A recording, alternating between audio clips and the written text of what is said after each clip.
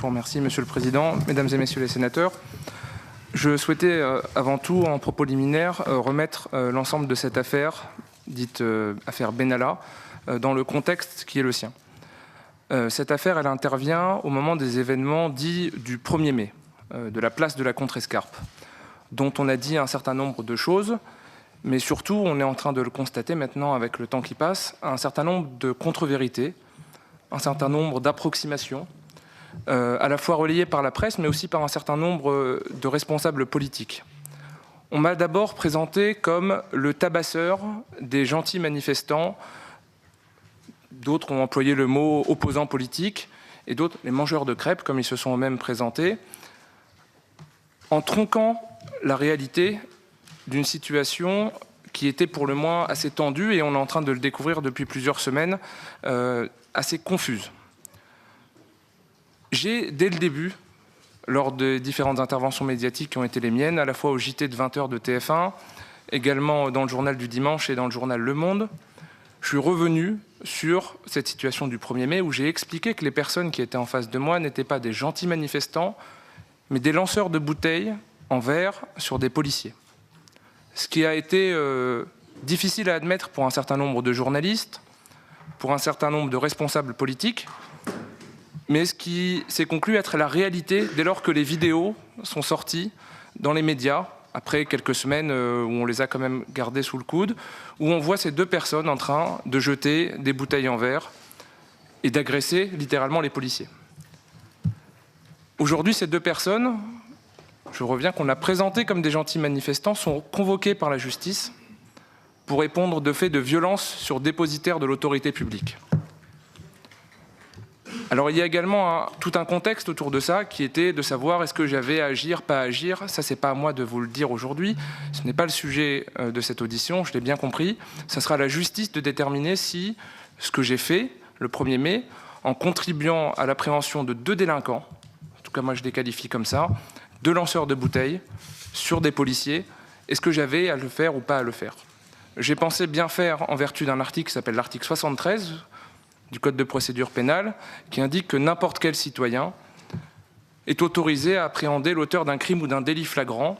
Et en l'occurrence, le jet d'une bouteille en verre sur des policiers, ça s'appelle un délit, ce sont des violences volontaires sur dépositaire de l'autorité publique. À l'issue de ces pseudo-révélations d'un grand quotidien du soir, il y a eu, je vous l'ai déjà dit la dernière fois, un déferlement médiatique, un déchaînement politique, un lynchage en règle, dont j'ai fait l'objet, et je continue d'ailleurs à faire l'objet depuis 6 mois, avec la construction d'un personnage, d'un individu, comme l'a pu l'appeler quelqu'un qui est venu devant vous très récemment, alors que je constatais le mois de septembre qu'il ne tarissait pas d'éloges me concernant, mais apparemment sa vision a changé d'une manière assez rapide. Parce qu'en 6 mois, on a réussi à construire et à faire de moi un personnage qu'on dit sulfureux, diabolique, infréquentable. Enfin, ce sont tous les qualificatifs qui sont employés à mon encontre. Et je pense, de manière très modeste, avoir contribué à la construction de ce personnage, de par des propos que j'ai pu tenir, qui ont été situés hors de leur contexte, mais aussi de par, parfois, mon attitude qui a peut-être été jugée décalée. Et je conçois que j'ai pu donner une mauvaise image de moi.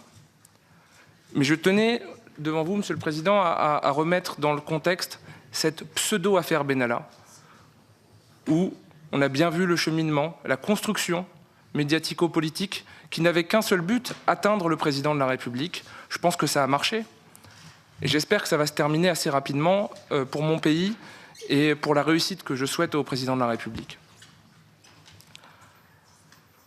En l'espace de 6 mois, les choses ont bien changé. Elles ont évolué plutôt négativement en ce qui me concerne.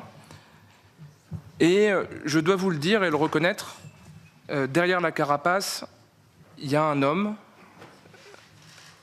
sa femme, son fils qui avait 1 mois et demi au moment du déclenchement de cette affaire, une situation professionnelle et personnelle assez troublée, qui ont fait que j'ai commis un certain nombre d'erreurs. Des erreurs que j'ai reconnues volontiers, auprès de mes proches, auprès de mon entourage, et que je reconnais publiquement devant vous. Et je l'ai fait également devant la justice. Ces erreurs, elles l'ont pu l'être de par des rencontres, de par des échanges avec certaines personnes, encore une fois qualifiées de sulfureuses. Et je tiens à vous le dire, je rencontre qui je veux, quand je veux, et dans le cadre que je veux, en fixant une limite morale, que je garderai pour moi, mais je n'accepte pas le personnage qui a été construit autour de moi et qui ne reflète pas la réalité de ce que je suis, qui je suis et ce que j'ai fait lorsque j'étais à la présidence de la République. Je venais aussi rappeler devant vous que j'ai été recruté sur la base de mes compétences, qui n'ont jamais été, depuis le début de vos auditions, remises en cause par qui que ce soit. Par qui que ce soit. Je n'ai pas débarqué à l'Élysée par effraction. J'ai participé à une campagne électorale où j'ai exercé mes compétences avec mes qualités, mes défauts. Et on m'y a recruté sur la seule base de mes compétences et de mon savoir-faire. Et je demande juste un peu d'indulgence me concernant, de par le traitement médiatique, politique, qui est le mien. Et je pense que la justice, qui fait son travail sereinement, a toute sa place dans notre pays pour faire la lumière sur tout ce qui m'a été reproché depuis le début de cette affaire. J'ai entendu un certain nombre d'approximations, de mensonges et de contre-vérités dans les précédents témoignages des gens que vous avez pu auditionner.